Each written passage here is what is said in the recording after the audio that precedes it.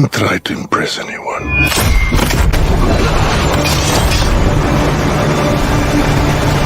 Dune is one of those epic sci-fi novels that's just too big to capture in one movie properly. With Dune Part 2 hitting theaters, we've finally gotten the complete story of Paul Atreides and his rise to power as the Lisan al-Gaib, or have we?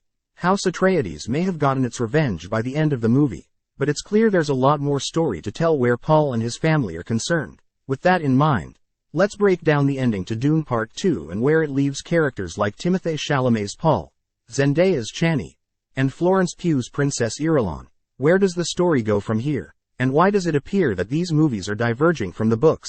Here's everything you need to know about the possible future of the franchise. Because you lose control. Because I gain it. Johnny, do you believe in me? If the first Dune movie showed us the downfall of House Atreides on Arrakis, the sequel is about how Paul turns the tables on his betrayers. In Dune Part 2, we see Paul win the hearts and minds of the Freemen. These desert nomads have been conditioned by years of carefully planted Bene Gesserit prophecies to expect the coming of a Messiah called the Lisan al-Gaib.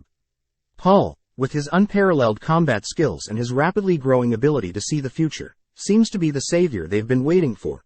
Paul finally cements his hold over the Freemen when he undergoes two critical tests. First, he successfully rides a sandworm and passes the rite of adulthood every Freeman must undergo. Second, he follows in his mother's footsteps by drinking the water of life and transmuting it, fully awakening his prescient abilities in the process. It's there that Paul begins communing with his unborn sister Alia and realizes that Baron Harkonnen is actually their grandfather. By the climax of Dune Part 2, Paul and his mother, Rebecca Ferguson's Lady Jessica, have managed to whip the Freemen of the north and south of Arrakis into a religious fervor.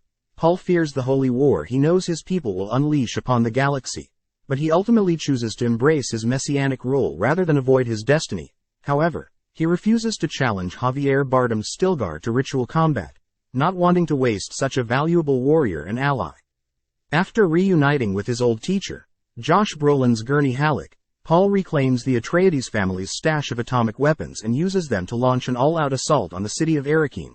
With the Padishah Emperor and the Baron both in the city, it's the perfect time for the heir to House Atreides to settle all scores. Paul swiftly kills the Baron and gives the Emperor an ultimatum. Either Shaddam IV abdicates the throne or the Freemen will destroy all the spice on Arrakis, forever dooming an Imperium that's become so heavily dependent on this rare substance.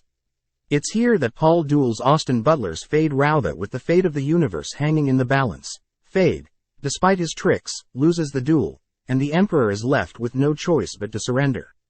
Paul's ultimate goal is to marry Princess Irulan and cement his claim to the throne.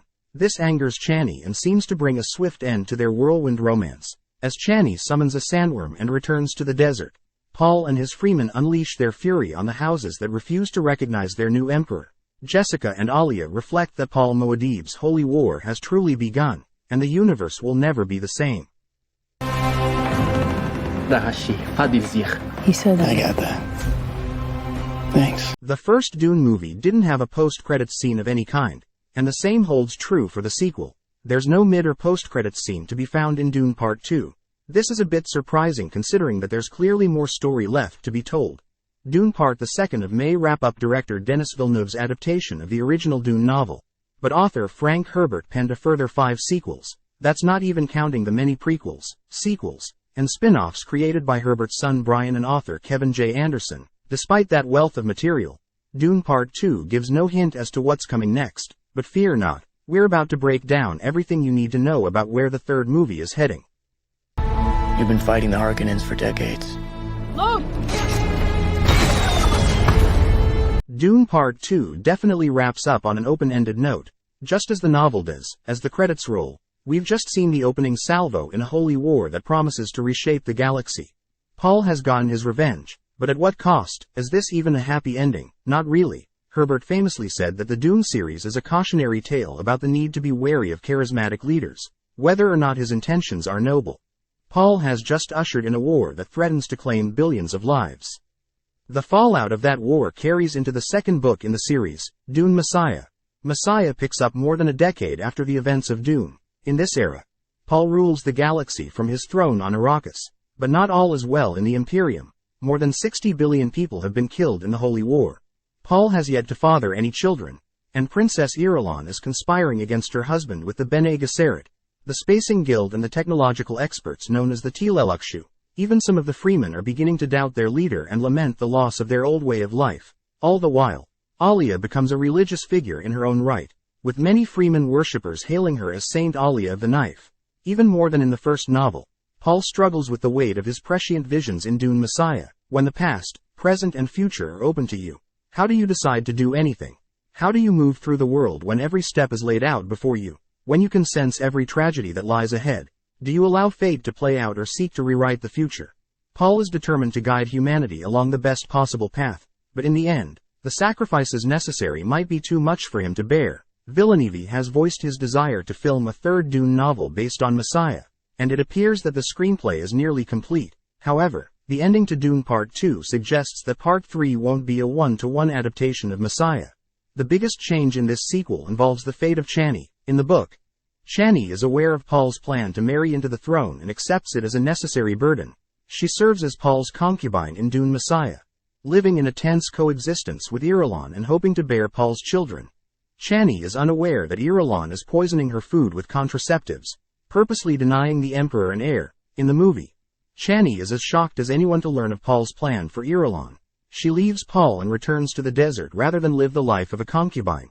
It's the culmination of a clear effort to give Chani more agency and a more proactive role in the movies compared to the book. Irulan, for her part, comes across as more sympathetic to Paul in the movie, suggesting the two might actually make for a good match. In short, Chani is being set up to have a vastly different role in Dune Part 3. She won't be by Paul's side, and that could fundamentally change both of their character arcs in the next movie. Chani may even become the figurehead of that faction of freemen who reject the Lisan al-Gaib and his holy war. Is their love affair doomed for good, or will Paul and Chani return to each other's side in the third movie? Will Chani's story ultimately play out the same as in the book, or will this one change ripple out and continue to affect the series in surprising ways? We'll have to wait a few years until the next Dune movie hopefully becomes a reality. What did you think of Dune Part 2? What are your theories about the next movie in the series? Let us know in the comments, and be sure to subscribe for more content.